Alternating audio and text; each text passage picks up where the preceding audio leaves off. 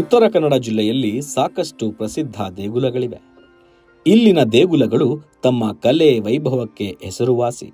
ಅಂಥದ್ದೇ ಒಂದು ವಿಶೇಷ ದೇಗುಲವನ್ನ ಸಿದ್ದಾಪುರದಲ್ಲಿ ಕಾಣಬಹುದು. ಈ ದೇಗುಲದಲ್ಲಿರುವ ವಿಶಿಷ್ಟ ಘಂಟೆಗಳ ಸದ್ದು ಈಗ ಎಲ್ಲೆಡೆ ಸುದ್ದಿ ಮಾಡ್ತಿದೆ.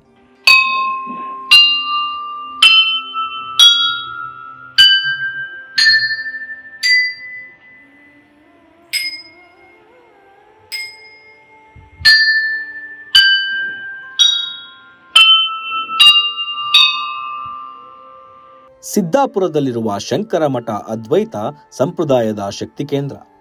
ಈ ಮಠದಲ್ಲಿ ಶಾರದಾದೇವಿಯ ದೇಗುಲವಿದೆ. ಅದಕ್ಕೆ ತಾಗಿಕೊಂಡಂತೆಯೇ ಇರುವ ಸಪ್ತಸ್ವರ ಘಂಟಾ ಮಂಟಪ ಶಂಕರ ಮಠದ ಕೇಂದ್ರ ಬಿಂದುವಾಗಿದೆ.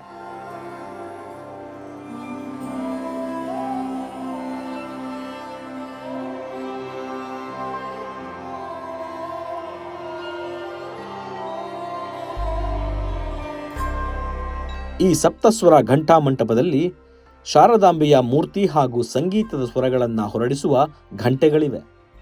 ಕೇರಳದ ತಜ್ಞರೊಬ್ಬರ ಸಹಾಯದಿಂದ ಸರಿಗಮ ಪದನಿಸ ಸ್ವರಗಳನ್ನು ಹೊರಡಿಸುವ ಘಂಟೆಗಳನ್ನು ಮಾಡಿಸಲಾಗಿದೆ. ಶಾರದಾ ಮೂರ್ತಿಯ ಪ್ರದಕ್ಷಿಣಾ ಮಾರ್ಗವಾಗಿ ಈ ಘಂಟೆಗಳನ್ನು ಹಾಕಲಾಗಿದ್ದು, ಒಂದೊಂದು ಘಂಟೆಯನ್ನು ಬಾರಿಸಿದಾಗ ಒಂದೊಂದು ಸ್ವರದಂತೆ ಸಪ್ತ ಸ್ವರಗಳನ್ನು ಹೊರಡಿಸುತ್ತದೆ.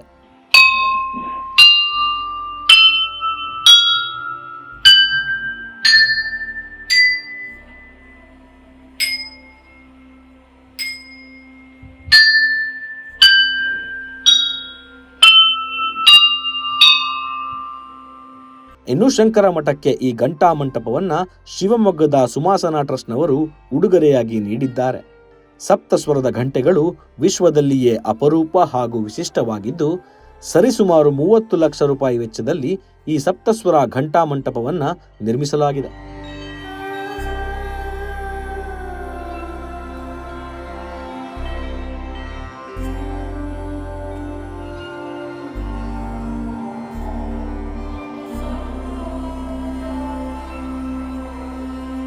ಉತ್ತರ ಕನ್ನಡ ಜಿಲ್ಲೆಯ ಸಿದ್ದಾಪುರ ಪಟ್ಟಣದಿಂದ ಕುಮಟಾಕ್ಕೆ ಹೋಗುವ ಮಾರ್ಗದಲ್ಲಿ 4 ಕಿಲೋಮೀಟರ್ ಸಾಗಿದ್ರೆ ಈ ಶಂಕರ ಮಠ ಸಿಗುತ್ತದೆ. ಅಲ್ಲಿಗೆ ಹೋಗಿ ನೀವು ಈ ಘಂಟಾನಾದದ ಆನಂದವನ್ನ ಪಡೆಯಬಹುದಾಗಿದೆ.